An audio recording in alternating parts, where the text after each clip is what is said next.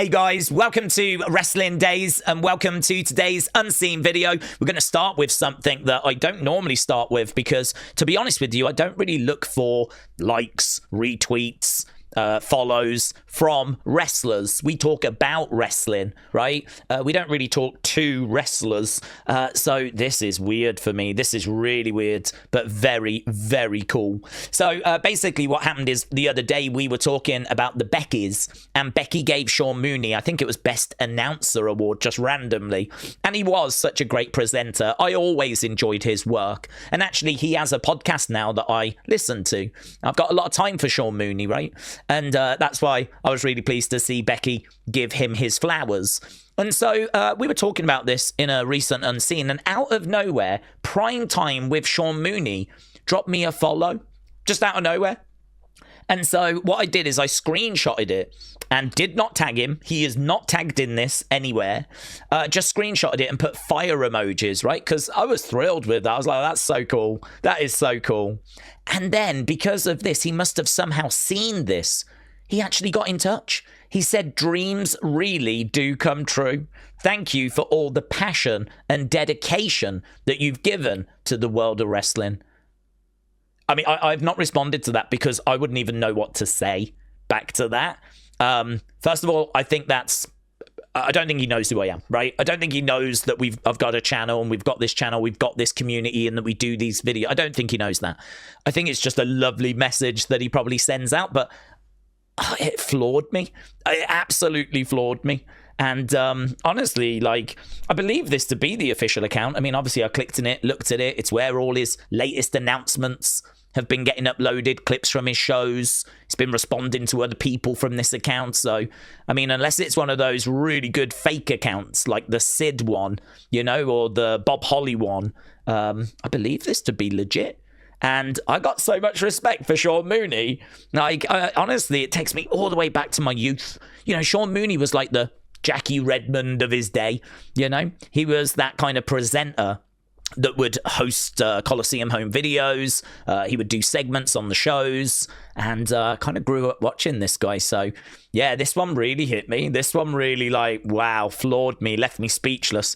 Didn't know what to say, but honestly, I wanted to start with it because I'm just really grateful, really appreciative. I think it's really cool, and I hope that you guys get moments like this as well, where people you respect and admire kind of drop nice messages, drop you follows, drop you likes. We've kind of been celebrating those in community folders in the past, so it's a bit weird for me to be receiving one now, but it's so good. Honestly, I'm so thrilled. So that was a lovely thing. Prime Time with Sean Mooney, a podcast that you can check out.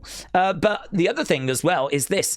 We saw this person in the crowd wearing a Kendall Gray shirt, and there is no Kendall Gray shirt on WWE shop. So I must admit, I just sort of presumed that they had it made themselves, or it had come from, I don't know, Temu or somewhere.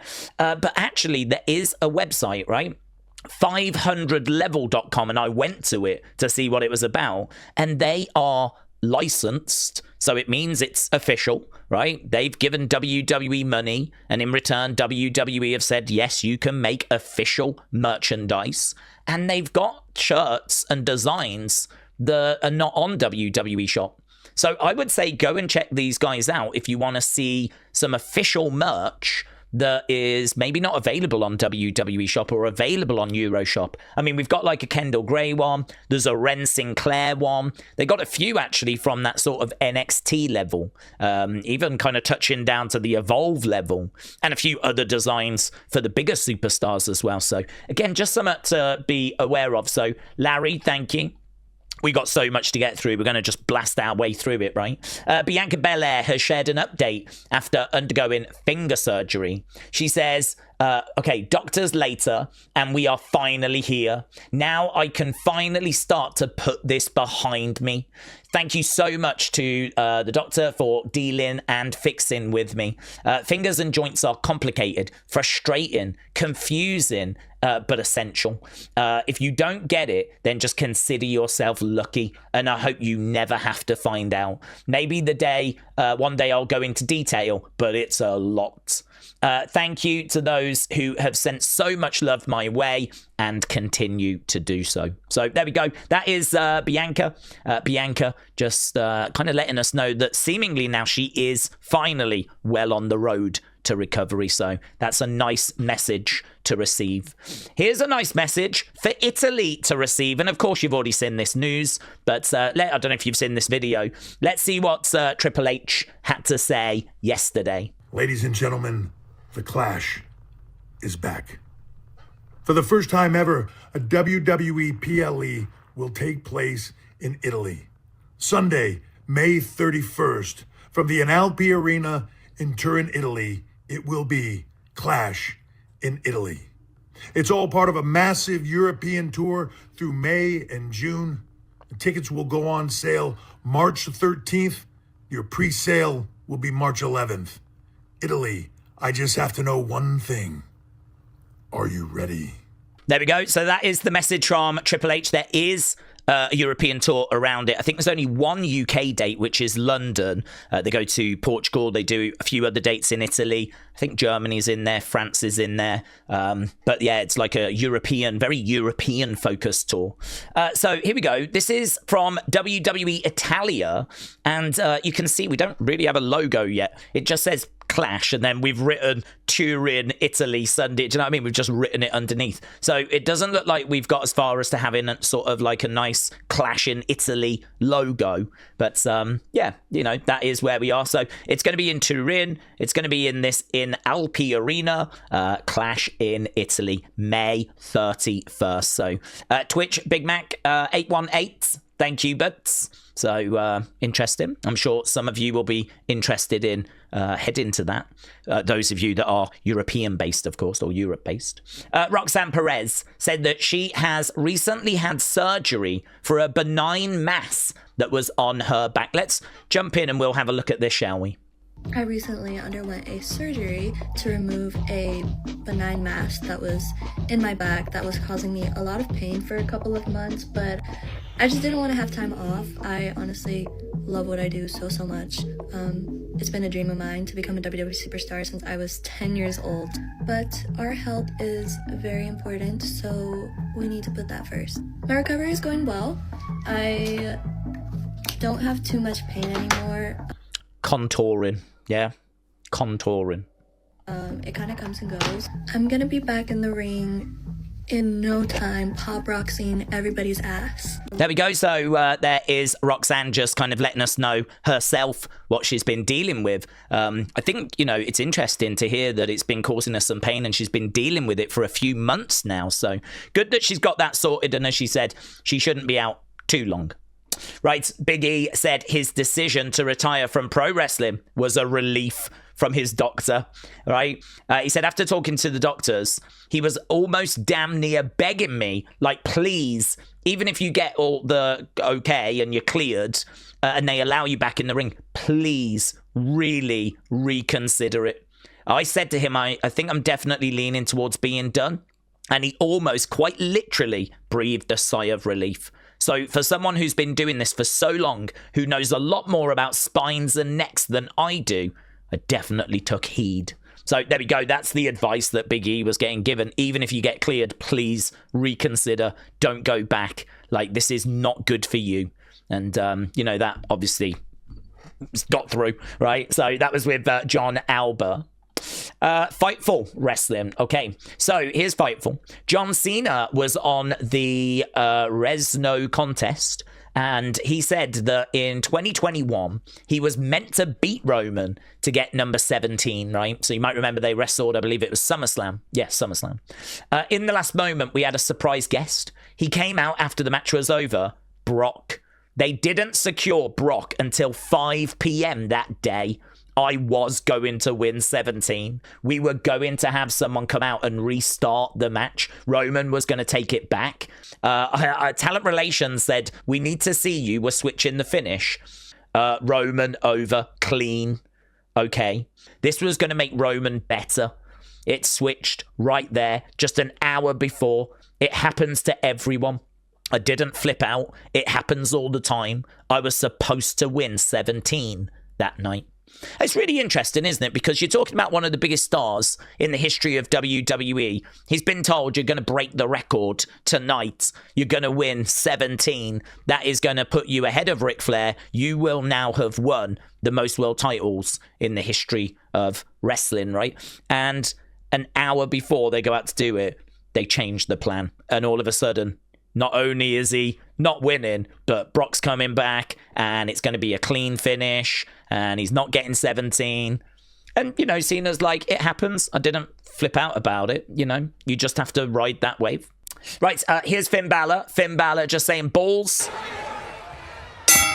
of steel. Boom, look at that.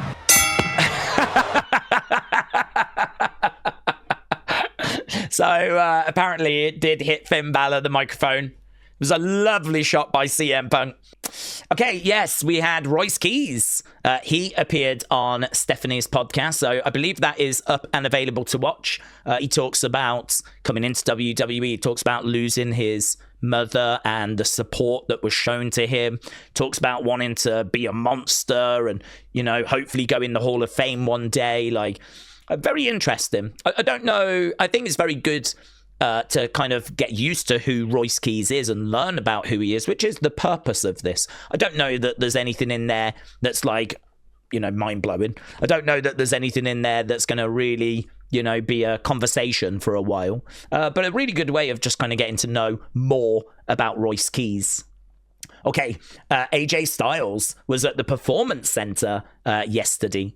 So there we go. I think he might have just stopped by. There's been some tryouts recently. So I don't know if he featured as a part of that. I don't know if he just wanted to pop down and just have a words with some of the emerging talent. Don't know if he just wanted to check in with some of the trainers. Just because he went to the PC doesn't mean that he's back training and he's going to be making any sort of comeback. Obviously, we've got a tribute to AJ on Monday. Could this be a play? Could it be that a swerve is coming, something goes down during that show, which then brings AJ back and we get to Mania? I don't know. Honestly, I don't know. The gloves did not get left in the ring. Is Monday going to play into another story, another chapter, or is this done? I think he's done. Don't really have any reason to believe that he's going to be coming back now. But, well, this is interesting, and it's something to be aware of, right? So, AJ at the Performance Center the other day. Okay, Seth Rollins believes that George Kittle will no doubt have a match in WWE. He said Kittle loves it. I think when he retires, he's going to come in and do at least one match.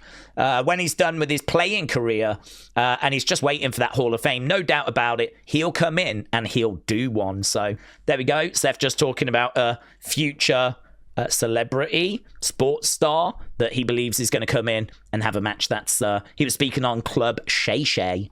Okay, John Cena also revealed something else. He revealed he was supposed to wrestle Drew at Crown Jewel, not AJ Styles.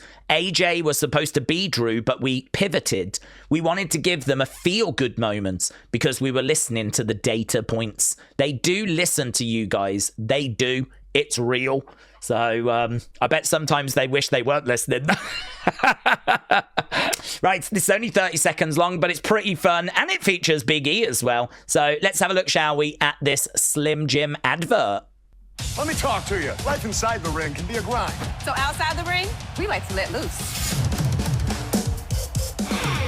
Like tearing into a drum solo. Or going full throttle with the EST. Oh, yeah! And living it up in retirement, that's a gimme. Don't you mean it's a snap? Snap into a Slim Jim. Yeah. That's pretty fun. We could go back to John. John had a few other bits to say. So here, John said that the reason he wanted to do his match in December is because WrestleMania sells itself. Normally, WrestleMania is going to sell itself. Retiring at WrestleMania is selfish. It doesn't do anything for the business. Ooh. I bet Shawn Michaels, Batista, Ric Flair to a degree. I bet they're all there going, shut up.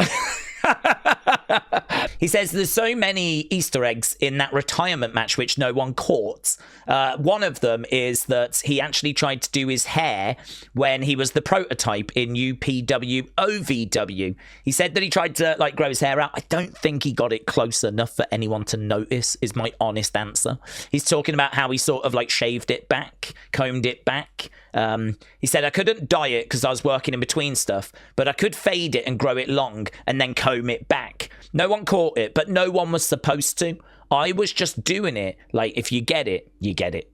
Okay, SmackDown talent are reportedly being flown into Atlanta for that AJ Styles tribute on Raw. So not only will Raw superstars be there, but SmackDown stars are being flown in as well. Right, international Raw and SmackDown episodes. So we know about that European tour. These are going to be the Raws and the SmackDowns around Clash in Italy. So we've got SmackDown in Barcelona, Spain. We've got Raw in Turin, Italy. We've got SmackDown in Bologna, Italy. We've got Raw in Paris, France. And we've got Raw there in London. Don't know where SmackDown goes. And there is a hell of a gap there, isn't there?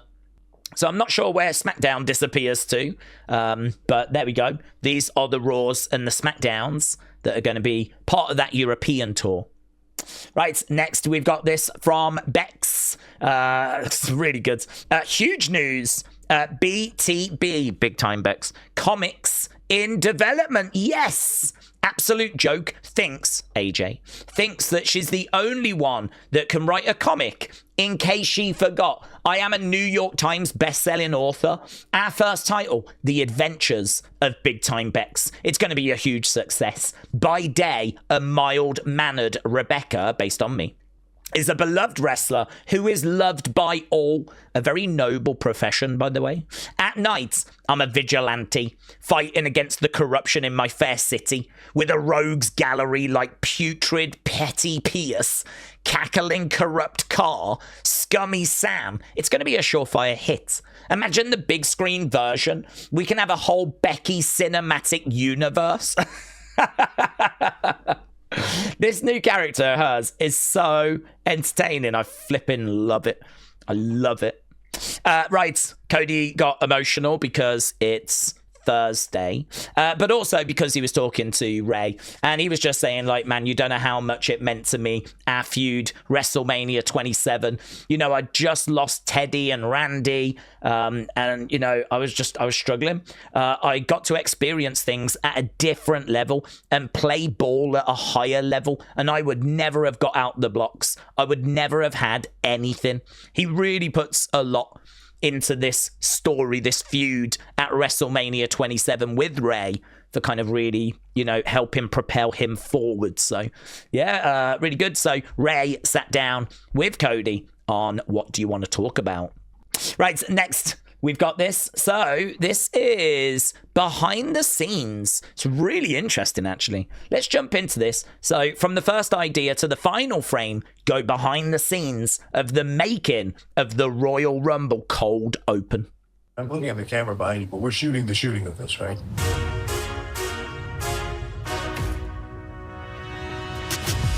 We're here at WWE headquarters, and we're breaking new ground here in our Studio One with our first ever virtual production.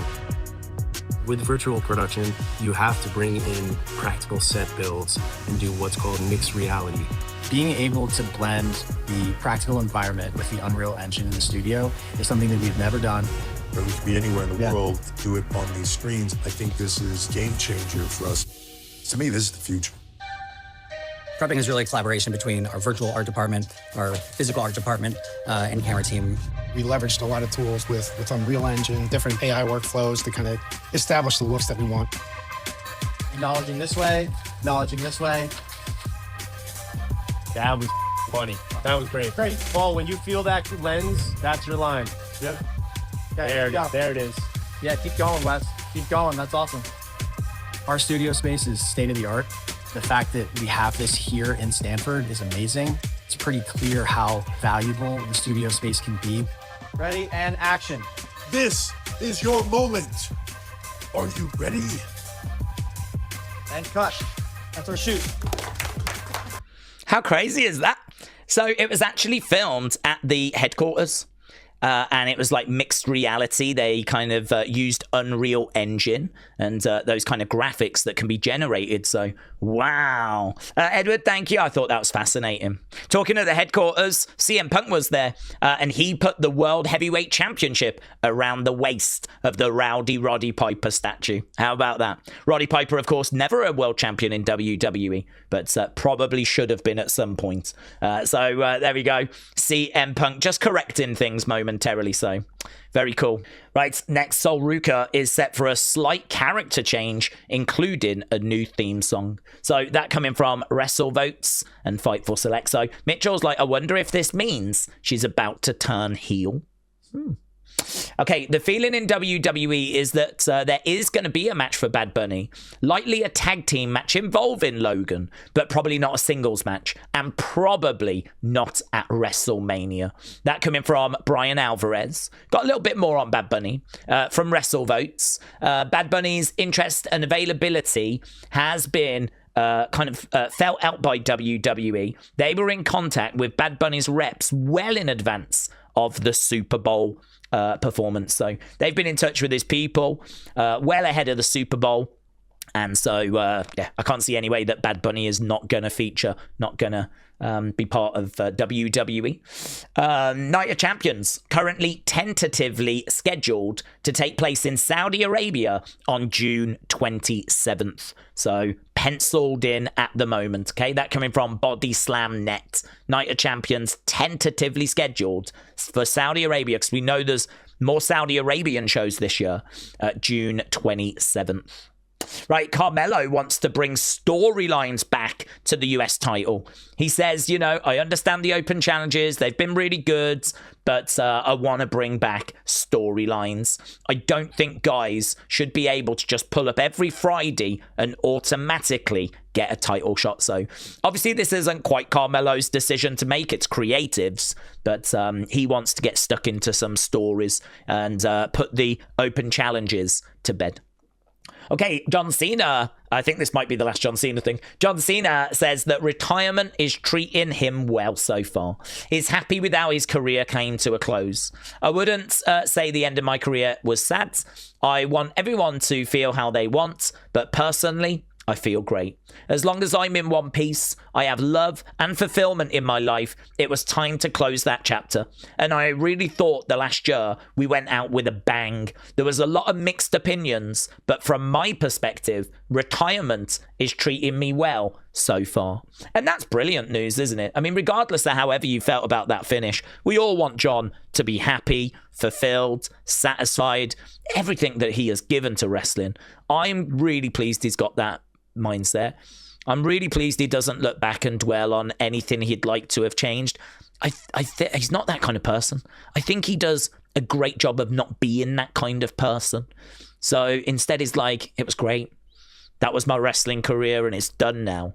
And do you know what I mean? There's probably lessons we could all learn from that. Okay, Seth Rollins said that he asked Vince, instead of Triple H, if he could use the pedigree. He said, if I asked Triple H if I could use the pedigree, I felt like he was going to say no, right? He's the only one that's ever done it. So I went to Vince, and knowing Vince would say yes, probably just to spite Triple H, and Triple H can't say nothing about it. It was a good idea. I was a bad guy. Hunter was my mentor. I was his protege. He wasn't wrestling. It was a good way to carry on the legacy of the move. Vince okayed it. Now, whether he did it because he liked it or just wanted to take a shot at his son-in-law, I don't know. But either way, it worked. That's from Club Shay Shay. So, very good. WWE have filed some new trademarks. Tristan Angels and Dorian Van Dux. Let's see who these names are for first, right? Don't know if this is going to be anyone on the main roster, of course. It could be Evolve talent, NXT talent. So let's see who this is for first. Dorian Van Dux. Not sold on, personally. Don't know who it's for, but not a name I would particularly choose. Tristan Angels might grow on me, actually. But I've got a bigger problem with Dorian Van Ducks. Okay, Saturday night's main event on December 13th drew the biggest live gates in WWE history for an arena event.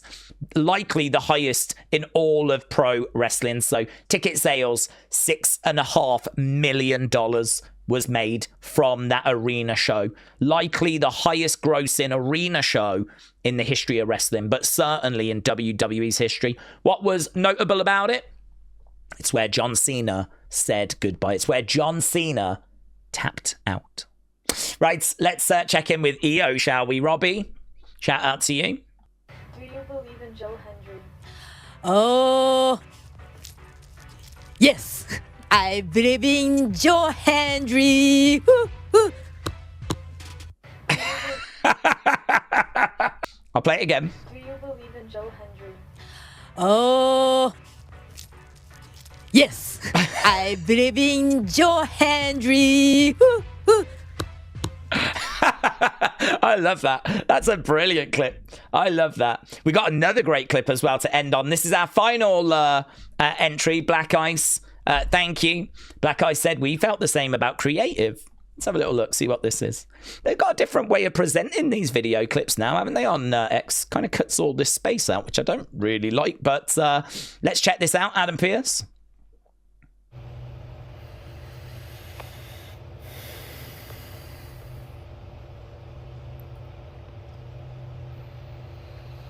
What the hell is this?